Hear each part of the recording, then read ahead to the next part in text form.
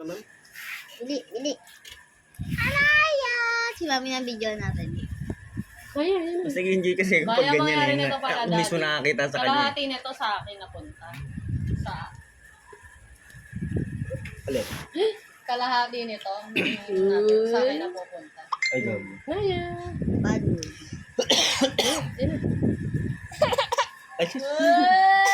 Ay, sus. Sweet girl. Sweet girl.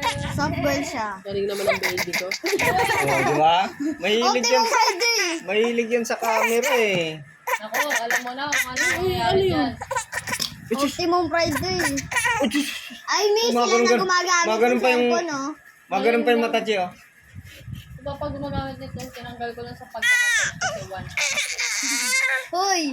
Eh, kailangan ko yan. Ang dami ko ng movie na ililipat dito, oh. Lipat mo na.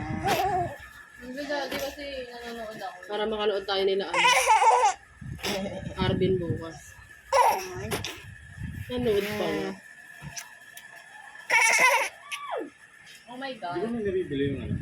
Hanap ako ng movie dito. Napapalaki yung ano. Screen. Ah, no. Detalye. Kasi ko na yung picture.